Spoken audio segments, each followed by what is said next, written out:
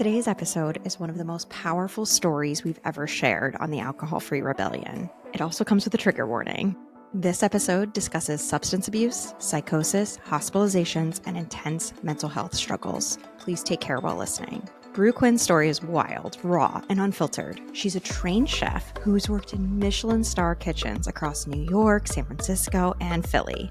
She earned multiple degrees from Penn and now runs her own social media agency while creating content that shines a light on Philly's food scene. But her path to this life wasn't straight.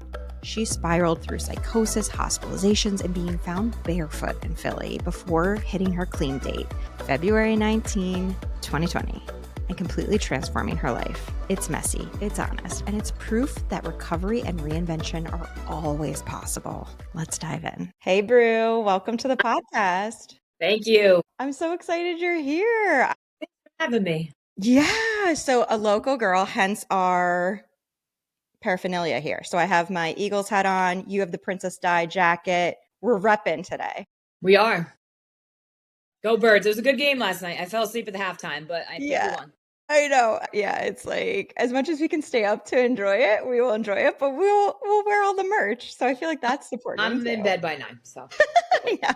Well, this is amazing. So I'm so excited to have you here. You do so much cool stuff in the Philly area. Love having someone local on. So get us up to speed. Tell us a little bit about your story. Want to hear about, how you got sober, all of those things. Just take it away. Tell us a little bit about yourself. Yeah, I just want to clarify out in NA and AA, which I'm a part of, the language is going to be different. Right? So I'm in NA. I participate in the NA program. So if you hear me saying like I've been clean for this amount of time or that, it's just different language. All good. And yeah, I love my program. I love this life that I've built, and it's like beyond my wildest dreams, right?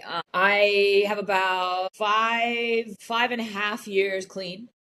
Amazing. About probably 6.5 years sober, like no drinking. Yeah. But like it's just a whirlwind of change and growth. And honestly, there's like nothing you can't do once you put it down, right? Literally nothing you can't do. There's nothing like my life before. I've been trying to get clean since I was 16.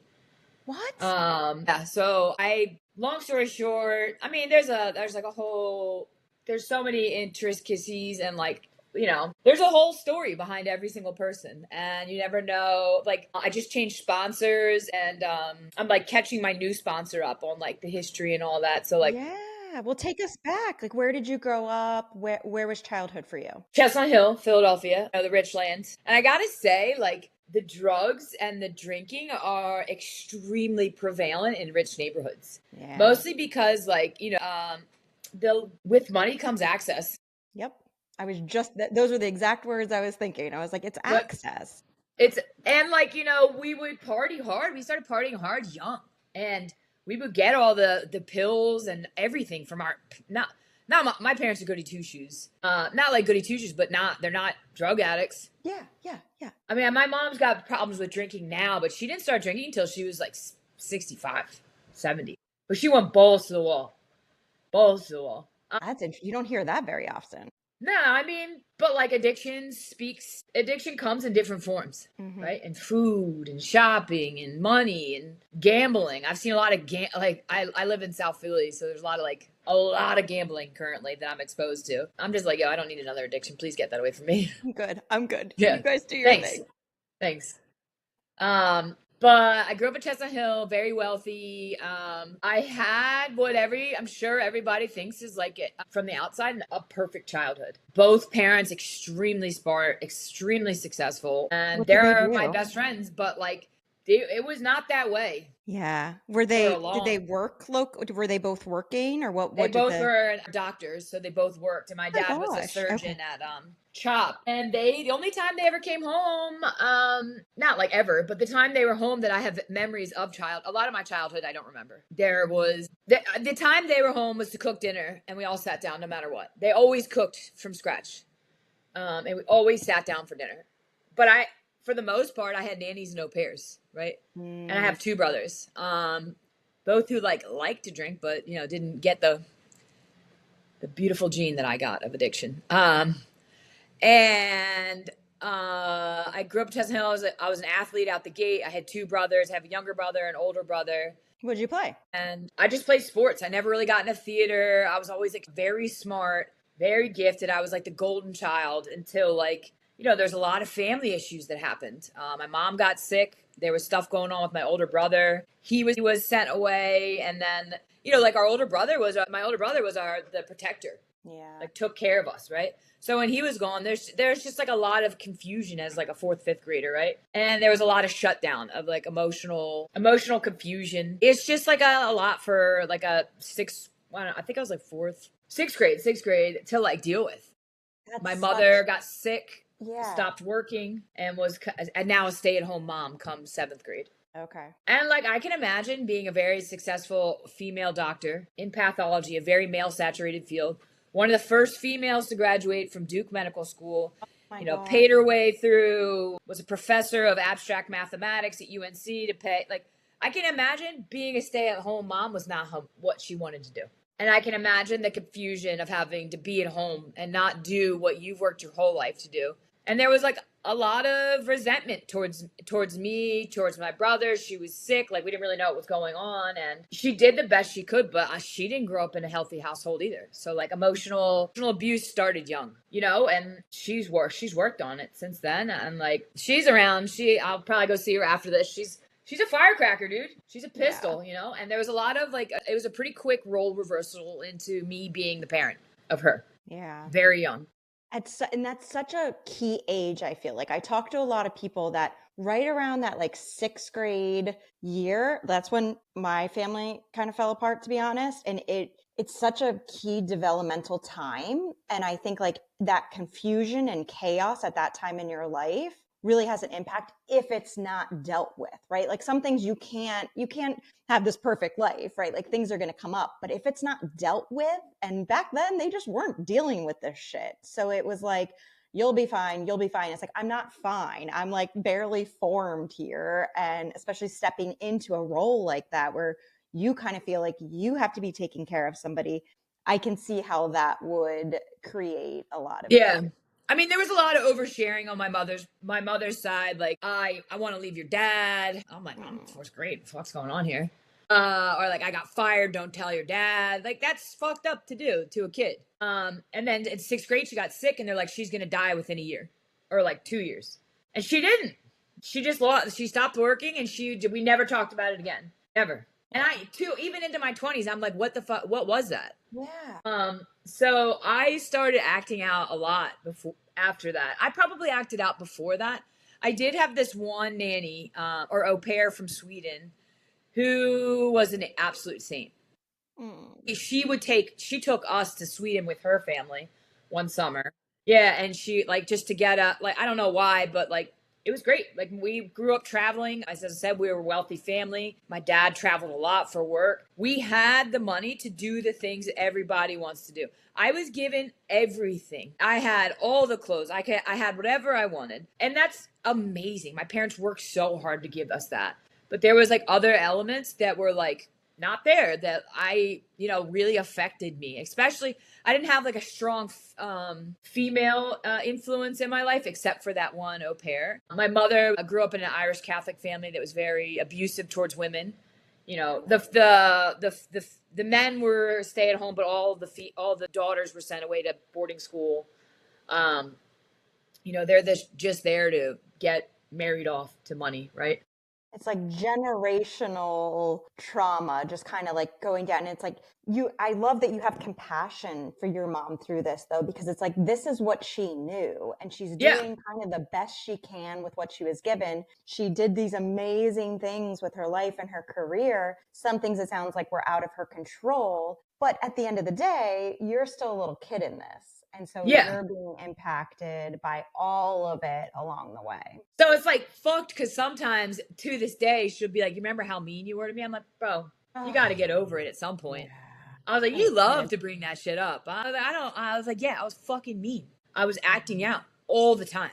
You were a kid. Yeah. I was, and I learned how, I learned how to be mean from... What the fuck? Excuse me. I'm sorry. I curse a lot, so I just apologize. No, it's fine. It's fine. probably had my first drink when I remember I had my first champagne at my family's from the South, so we were in North Carolina at my nana and pop's maybe like 55th anniversary party, and they had pig roasts, and they always had pig roasts for their parties, which is awesome. And food was always kind of the central thing to it. And I snuck champagne and drank it. That's like my first memory. And then I remember my older brother, young, 8 maybe 9. Oh my gosh. Young, very young. And were you like, this is disgusting? No. Right? I knew it was like a taboo thing. So yeah, it was exciting. And my older brother smoked cigarettes. And well, he was like removed from the equation like 5th grade. So he was I don't remember. I gotta tell you, a lot of my childhood I don't remember because there's so much trauma. Yeah. Emotional trauma, which I guess I'm just more sensitive to. Well, and then so that au pair that I said brought us to Sweden, I ran into her like 10 years ago. And she's like, hey, do you want to hear about your childhood? Oh my gosh. Did she tell you things you didn't remember? She told me that it started off, I remember the first, hey, she called me Elizabeth, which is my real name. And she's like, Elizabeth, I remember the first time I met you and I tried to hug you and you didn't know what I was doing. I don't remember a lot of physical affection. Yeah. You know, my brother had behavior issues. This is what I remember. And I was told different stories about what happened, but he was taken away in the middle of the night and sent to the San Bernardino Mountains for years. Oh my gosh. So like there was just a huge gap in our lives. And I was devastated by that. I remember crying. What? Well, yeah. And also like a little scared. Yeah, well, but like, where the fuck is he? Right. And no one, my parents said they told us, but I don't remember. And I would hear him call, he wasn't allowed to talk to us for like the first 6 months. And these schools that he got sent to have since been shut down for being cult. Is it like the Paris Hilton thing, like where she got sent in Utah? Did you hear about all that? It was called like the Sea-Doo schools. They're pretty famous. There's like documentaries on them. Yeah. Where like kids were killing themselves and it was bad. Oh my God. From trauma from that school. And forever, I feel so terrible that my brother had to go through that.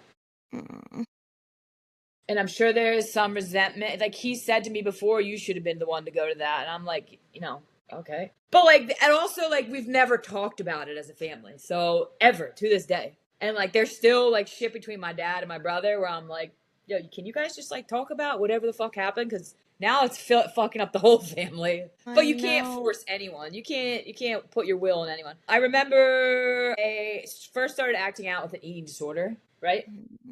Throwing up my food. That was like my first attempt at control over like what was going on. Yeah. I think that was like 8th or 9th grade, and then I started doing drugs, a lot of drugs. That's such a common path, by the way.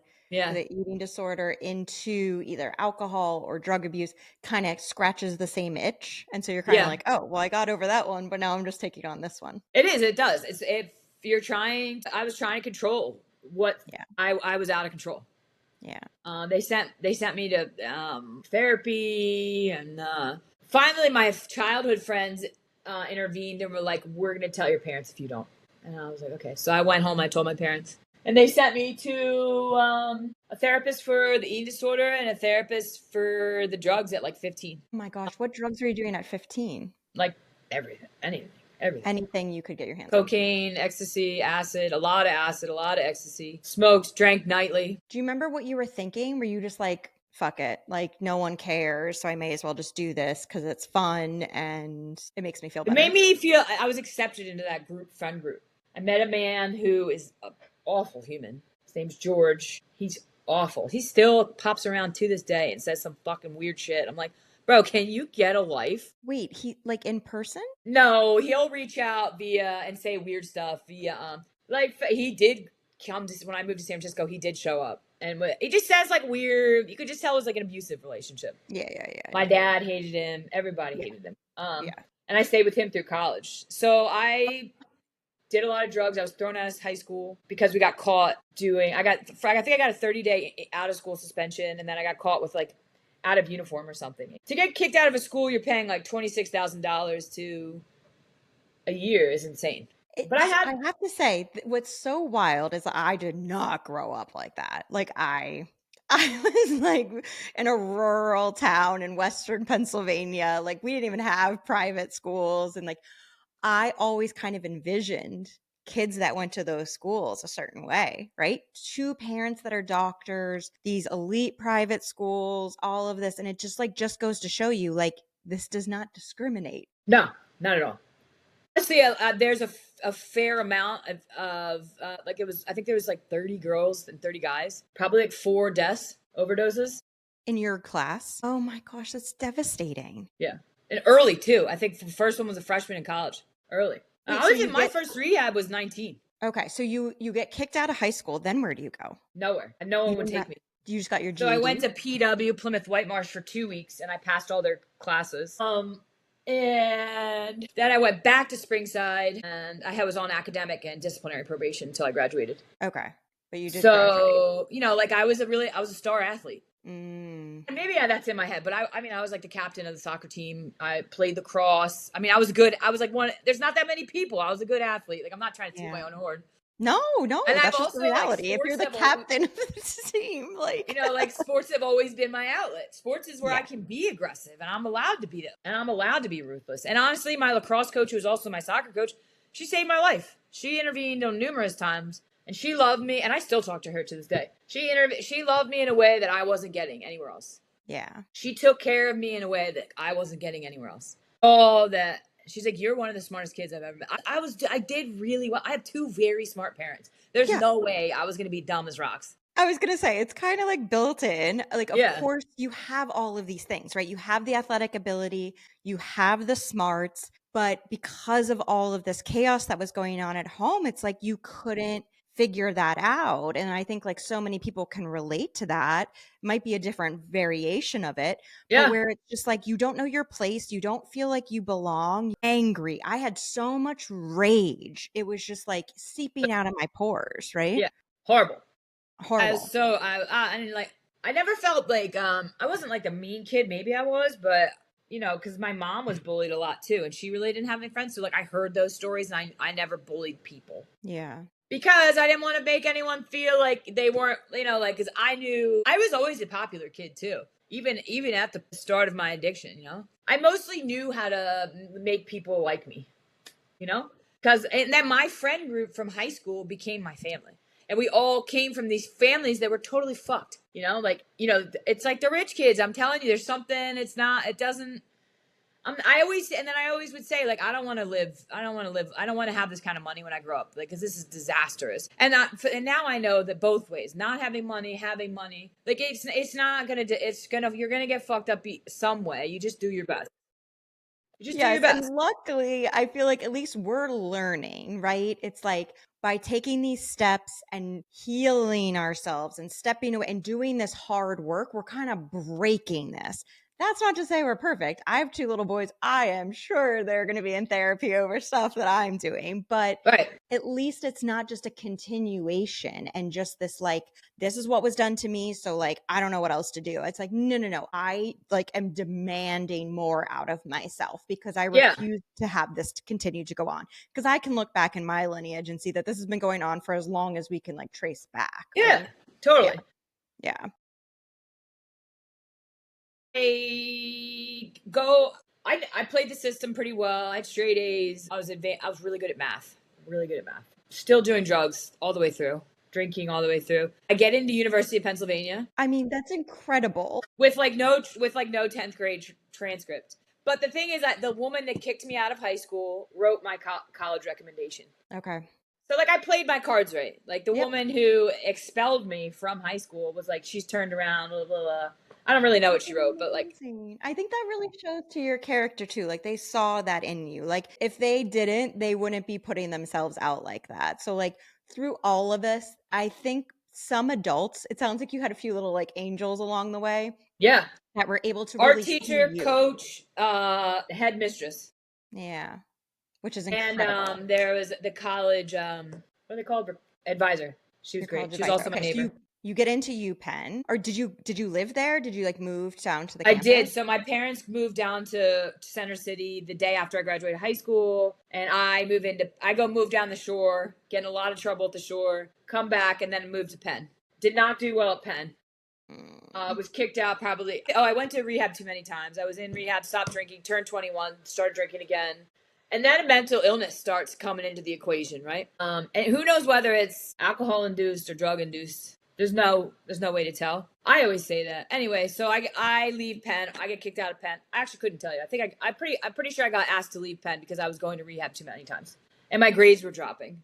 Yeah. I did really well the first year, but I abused the Adderall, the stimulant they give you to. Yeah. That was my drug of choice. Yeah, I think. And I was like writing prescriptions, stolen. I was in like a design class for art. Art was like a really sanctuary place for me. And I was like designing prescription pads on the computers. Yeah, I was like, my dad's like, if you could figure out how to make this smartness and like apply it in a good way, you would be unstoppable. It's like crazy. Yeah. I mean, that wouldn't even occur to me to try that, let alone you're probably doing it like super successfully. It worked. It was insane. Wait, okay, so when do you get kicked out of Penn? Like, when does that end? I got kicked out of Penn probably 21, 22, and I started working in restaurants. Almost the end. Yeah, and then I get maybe 21, I don't know. And I start working in restaurants, and then they fast forward, front of the house. I was always manager, front of the house, and then they fired the pastry chef, and I was like, oh, I can do that. Just keep in mind, the one thing that's common in my childhood is food. Sitting down. My parents can fucking cook. My mom and dad can cook. And my brothers can cook. Your grandparents, and you're mentioning the pig roast. It sounds like amid all the chaos, that food was like the comfort and connector for all of this. So when they fired the pastry chef and I took that job, I was like, oh, I don't know what I'm doing. Like, I should probably go to culinary school. So I went to culinary. I went to this Culinary Institute of America. Like of course, I go to the best one because why not waste more money on more degrees? And I do really well in culinary school. I graduate. Also, you can hide in kitchens pretty well. Well, I was going to say, it's like extremely prevalent for alcohol and drug abuse among like. Yeah, I was always like, no, it's not. And it's like, I'm the one that's high. That's why. There's not in that. Because I worked in like the best restaurants in the country. Like, there's no drugs here. That's because you were the one on drugs, Brou. Yeah. It's like, oh, it's because it's you. Wait, where did you work? Where were some of the places? So I worked with the per se guys at Governor. Oh my gosh. So I worked at Tribeca Grill, Robert De Niro's restaurant. Yeah. I worked at Empeño Cocina with Alex Stupak. These were all in New York City. And then there's some other one I can't remember. Wait, how? And then I moved back to Philly, and then I moved to San Francisco, and I was cooking all that time. So I cooked for about 13, 14 years. How was New York? Was it like crazy for you? Because I lived in New York for 11 years, and it was like wild. It was crazy. It was crazy to make like $0 and be expected to work that long. Yeah. I just cooked. I literally cooked for 60, 70 hours a week. That might have saved you. I'm probably not dead because of that, but I also had just like a very tumultuous mental health during those. Right. So what was going on mental health wise? Like depression, anxiety? No, like psychotic breaks. My God. Anxiety started younger, around 20, and that came from the high pressure kitchens, I think. Yeah. Anxiety, I would like lose function of my knife hand, which I have a knife in my hand 6-7 hours a day, and to like not be able to use a knife, or like my saute pan hand, I would just start dropping things. Mm-hmm. And it didn't help that I was like amped up on all these, like I was speedy, right? Very speedy. And kitchens are toxic. Kitchens can be toxic. I don't believe, I firmly preach, and the ones that I've opened recently and helped run recently are loving, safe spaces. And I preach that through and through. Because that's what people deserve. They don't deserve to feel like they're always going to lose their job. I feel like there's a through line here of like the generational trauma that you're ending, but also some of the kitchen stuff you're able to go in and make a real impact, and where you think that should be different. Yeah, I think it should. And really cool. I always was like, I don't have the language, but I know this ain't it. I know what I'm going through right now. This ain't it. This is wild. Right. This is wild shit, And so New York, Philly, San Francisco. Yeah. So San Francisco, I worked for like Mina Group, and they have like Michelin stars. I worked at RN74 under Michael Raffiti, who's got a bunch of stars now, and long hours, Yeah. Tough. Really tough. What brought you back to Philly? I had so my childhood friend was a cop in San Francisco with his wife, and he moved me out there. It's a very long, in-depth, traumatic story. But I lived with them to get off my feet, and I moved to a different area. and he was a cop on duty in the Tenderloin, one of the rougher areas of San Francisco. Yeah. And I was in my second job in San Francisco, and I got a call that he had been run over on duty, but just his head, so he was like still alive. Oh my God.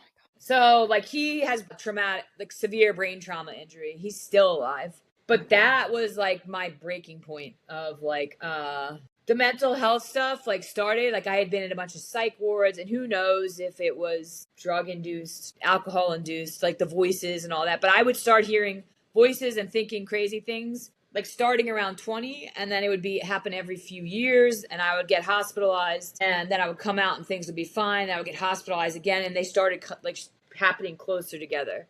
Yeah. And I didn't know what around. Who was there to like support you through all of this? My parents have always supported me, but mostly the guy's wife and my other friends, the Saggets, and they're incredible people. Incredible people. And I scared the shit out of them towards the end. Yeah. So like my end of my running and using was, I don't even know if I was really using, but I was completely destroyed. Like, no, I was hearing voices. What? It's just so scary. It's so scary. Imagine like everyone could see it and they're scared, but like imagine if you're scared how fucking scared I am. Like I'm like, oh shit, I'm gonna die hearing these voices. Yeah. I'm gonna die hearing voices. Really the end. Yeah. And I remember, so the stuff with my friend who got run over got like a little more serious when it went to trial because it was a really high profile case. I remember his mother asking me to be like, hey, can you sit in on these sessions because we want him to see like there's a presence. And like just being there and watching the footage and of him getting run over and the man like completely destroyed me. Yeah. And I wasn't able to work. I worked at Nopa before that happened, and Nopa is like a really famous restaurant. One of my favorite places. I would say that like he also is responsible for like saving me, you know? Or just like being like, kid, we care about you. Like you need to stop drinking. Yeah. Like we love, and I can't imagine what I was like to work with. I can't imagine. Well, I'm already like everybody, while they were concerned, the through line again through all of this is they saw who you really were underneath all of that. They really cared about you. So like Snopa was a kitchen unlike anyone I've ever worked in. It was like a nice kitchen, no yelling kitchen. That was the rule, no yelling. And nice. I like that rule. I can't remember. I remember when I went to go stage, which is like interview, one of the sous chefs came up and hugged me, and I was like, why are you touching me? He's like, have a good service. I'm like, why are you touching me? He's like, yeah, we hug before service. And I was like, oh, this is weird. Yeah. But it really like softened me up, but it was also a lot of work. It was heavy. Yeah. It was heavy, hard work for hours. Like service was like 8 hours, and it wasn't a slow restaurant by any. It was always, oh my gosh, always like fucking busy. Such intense.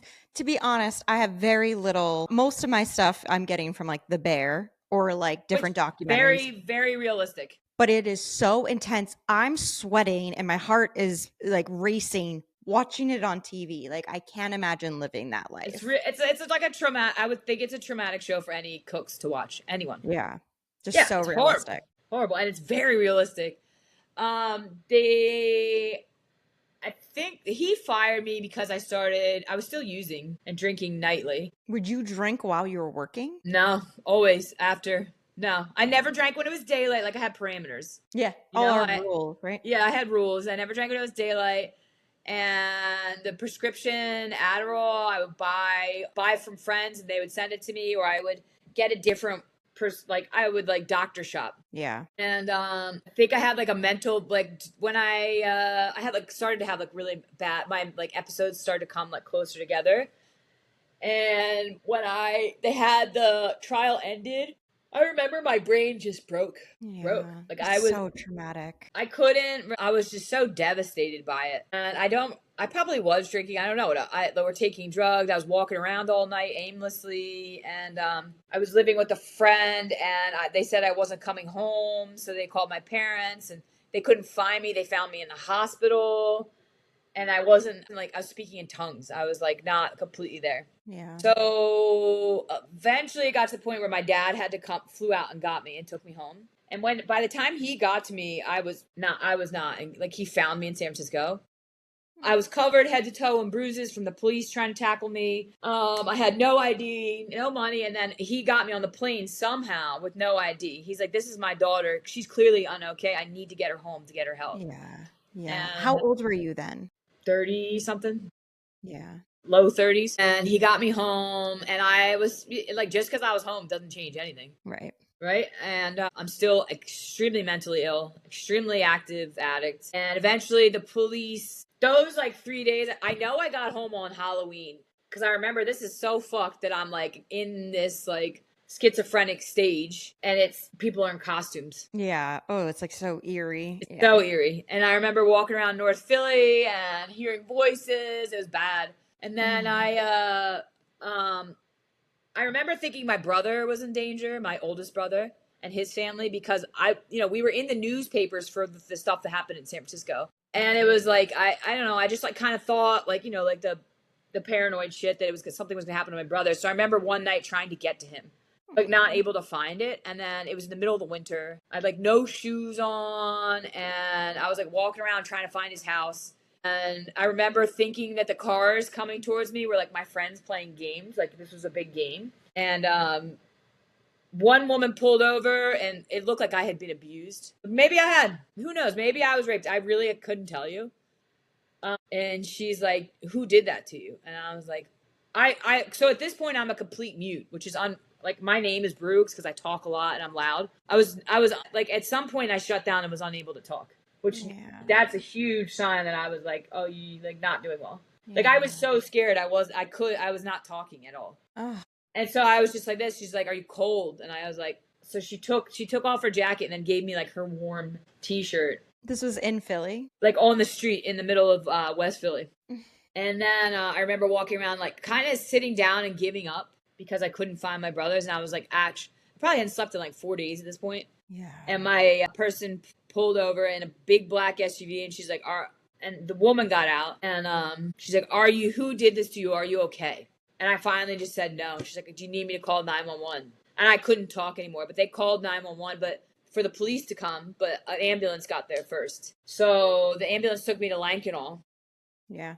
And in Lankenau, they were like, I started to like come to and go into the manic stage in the ambulance because they were like, "Do you need socks?" And I like couldn't stop laughing. And then by the time I got there, I thought my friend Dave was like talking to me through the medical things, like all these people that are in my life that are like mean so much to me, I thought were like talking to me. And when I tried to leave, I was like, "Oh fuck, they're gonna try to keep me here." And then I would try to leave, and then like the big security guards were like, Thorzy, and I was like, out. I can't believe you can remember all of this, to be honest. Like to be in that state and be able to recall all of this is kind of fascinating. So I wake up strapped down in the Lankenau, and it must have taken like 8 security guards to get me down because you're like in Hulk phase of manic drug addiction. And my older brother's there, and I'm like, what the fuck? And I remember thinking the black dude was like, "It's okay, little miss," or said something, and I'm like, "Why are you talking like that?" And then I start like freaking out again, and they put me out, and I wake up in what's the hospital in Roxborough? I just spoke there recently. Fairmount Charter, a psych ward in Fairmount Charter, and I spent a long time there. And so was it to get you to like a better like facility for what was going on? They just released people. I was like, I was a full mute, unable to talk, and I was clearly going through like a psychiatric break. Yeah. And I was supposed to stay there for like 3 days. I went in front of the judge, and the judge was like, "Absolutely not," because I couldn't even talk. I went in front of like the court judge on TV. Yeah. Anyway, so there I was introduced to NA meetings. Okay. So hospitals, institutions. I had been going to AA meetings before. It just never really worked out for me. I'm not going to talk shit about the fellowship, but like it just never worked. And so what was different about NA, you think, that like kind of broke through? It was like more like a softer landing space. And there wasn't a lot of God talk, which I appreciated. I hear that a lot. Yeah. I think that's what keeps a lot of people away from AA. And just more of my people, you know? Yeah. So like I get out of the Fairmount Charter. I'm not doing any better. I'm just on a bunch of psych meds at this point. And my parents put me in like a long-term care facility in Baltimore called... Why Baltimore? It's the best one in the country. Is that where... what was the movie with Bradley Cooper? Is that where he was? I don't know. This is like a really rich person facility. Yeah. And so it was more like 24-hour care from nurses. And like rehab? Kinda. No, it was for psych problems. But it was they were like, "We're not giving you any more Adderall. You're insane." Yeah. You're a drug addict. You need to deal with that. And they taught me about my mental illness, which is it's funny because when I was finally allowed to go home, my mom's like, "Did I ever tell you I'm bipolar too?" And I'm like, "Yo, you're a doctor." Would have been good to know. Yeah. Maybe she did tell me. I don't know. But I went back And I stayed there for a long time, in Baltimore for a long time. What the fuck was that place called? I can't remember. It's funny because I just got off the phone with one of the other, like a friend I made there who's got 6 years clean. I still keep in touch with a few of them. There's like people that, anyway, so then a way to get out of that facility is to go to NA meetings. So I started going to NA meetings all the time. And it just kind of clicked. And I was moving back to Philly to go to Recovery House. And I had a sponsor because I remember hearing that. And she said, raise your hand, get a new sponsor. So I did that when I got back. I was in a recovery house in deep South Philly, and it was wild. It was wild. And sorry. So it was like that full on, like that's where you were living. Was it like a house or was it like a facility? It was like a sardine can. Oh my gosh. I'm sure they do well for a lot of people, but you can't go from where I was at, which is like the fucking Ritz-Carlton, to a sardine can in South Philly and not be like a little cultural shock. Whatever. Yeah. I'm not saying I'm better than other people, but like sharing rooms. And it was like some people are like actively using. And my parents still lived in Philly. Yeah. I remember like kind of figuring out a way to weasel my way out of there. I was still trying to use. Absolutely still trying to use. I always wanted Adderall. I thought I needed it to function. Yeah. I needed it to work, to find a job. And I was still looking for chef jobs at that point. Yeah. Did you move back in with your parents? Yeah, I did. They let me. So they let me move back in. I relapsed. Well, so I relapsed. The house found out. And then they were like, you could stay here. But I was like, I'm going to leave. And I told my parents I relapsed. And they were like, you can move back in with us. And I moved back in with them. And then COVID hit 2 weeks later. Oh my gosh. So I got my clean date is about 2 weeks before COVID hit. So I got clean during COVID. Oh my gosh. It's great. It was nuts. What is February 19th, 2020. Oh my gosh. That's amazing. Yeah. It's kind of crazy. And then, let's see what else. Wild. It is wild, but because I loved the in-person meetings, I'd started to like kind of make a connection. Right. And everything was on Zoom, and I was living at home, and it was bad. It was rough. Yeah, you feel so trapped. So trapped. So go ahead. Then what? And I guess you're not getting any chef jobs during COVID, right? No, well, so I did pivot and figure out a way to volunteer, and then I took over People's Kitchen. So I was managing People's Kitchen, which fed 500 people a day with donated food. And I worked with other chefs, so we would cook. It's run by Christina Martinez and her ex-husband, Ben. So we would get donated food, and then we would cook 500 meals and pass them out to the neighborhood. Okay. And that had to, I feel like, because part of my recovery was like serving. So I feel like that also had to be really healing to be like, know that you were doing something that was like helping the community too. Yes. Yeah. And also I'm not like, I don't do well sitting around. Yeah. No. So that I do now, which is crazy. I can kind of like turn it off now because I know like the gift of recovery is knowing like you should not do stuff all the time. I know. Because it was so hard for me. I would schedule out the wazoo in the beginning. I know. I couldn't just sit. Like if my mind and like the thoughts, I would like have a panic attack if somebody was like, just sit here for like 30 minutes. I'm like, are you insane? Are you insane? The thoughts in my head are brutal. I'm not doing this. I know. But that's gotten much better. And it's like, oh, I'm able to just like sit and just like relax and know that I can rest and like this is all okay. And it's not, I know. It's like that's taken me a while. I love that. I mean, I love life now is so different even from then. So I stayed cooking for a while in different formats, clean and crazy, not really understanding step work yet until I got like the rooms opened back up, Yeah. But I knew this shit worked. So I went back to Penn. I forgot. I went back to Penn and I graduated with 2 degrees from Penn while I was amazing. Yeah, I did online classes. That's incredible. Good for you. Yeah, organizational anthropology and positive psych. Nice. So it gave me the language to talk about what was wrong in kitchens and how to fix it, which was really cool. Yeah. So I would write all my papers about like my experience and all this stuff. And then I did like a mini TED talk for the class, which is full of like these adult professionals about what it's like to live with like bipolar 2. And it was really crazy. That's awesome. Everyone's like, wow, I can't believe you've made it this far. And I'm like, yeah, I should 100% either be in federal prison or dead. I mean, the resilience, and I think the people that you found yourself around, it was like they were able to like just enough, right? Because I think in those states, you're not going to like listen to somebody full out and do whatever, but it was enough. And I feel like you trusted them enough. They loved you enough. They saw, you know what I mean? Like all of it together, like got you to where you are. And a lot of it like doesn't make sense, but if you look back, like it does. It's Yeah. like the food thing makes sense, like the education and then the ability to go in and like change these dynamics in the kitchen that like you feel so passionately about. Yeah. It's all awesome. And then that leads us to today where you're taking all of this experience and now you're a content creator, right? Yeah. So I now 6 months ago, I opened a social media agency. So I do social media management for other people. I tend to do the best with restaurants and chef clients. And then I have my own content creation, which is a way for me to share fun stories about like Philly chefs and restaurants. And I'm really good. I'm good on camera. I'm not self-conscious really anymore. This is a really good fit for me. It's awesome. I love your content because I feel like you go in and it's not just like, oh, this is what I'm eating and what I think. You're like talking to the people. Like, you can tell they like you, they respect you, you speak their language. So I feel like you're getting a totally different take on it than other people. I'm just going to hang out with the homies, you know? And it's like, I know how to move around in the kitchen. I've kind of earned my stripes in the chef land. Totally. And, you know, life without drugs and drinking is such a magical thing. And like, it's not all shits and dicks and lollipops. It's not. Like, life happens on life terms. Right. But like, I'm not wiped out by it now. I could go, not that I ever want to go through it again, but I could go through a traumatic episode and know that I'm going to be okay. There's nothing these days that like I can't get through with the support I have.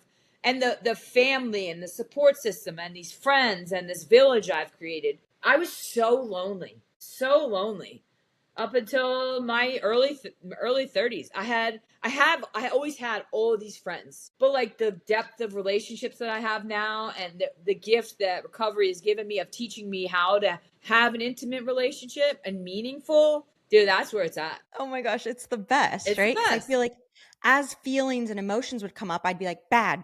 It was like whack-a-mole. And I was just like, drink. Like, I can't feel any of these. I don't know what to do with any of this. I felt like I was broken. I felt like there was something wrong with me. I felt like I had to wear this mask. So like, yeah, I had people around me, but like I feel like they didn't know the real me. And I was terrified that they would know the real me. Right. Yeah, totally. And so now it's just like, here I am, baby. And there's like something so freeing about it. And it just like, I feel like, don't you agree? You wouldn't be able to do like the content creation and be running all this stuff. It's like, I couldn't balance all these plates. I thought I needed Adderall to read. You know, when I did a lot better in school at Penn with a 4.0, no Adderall. Yeah.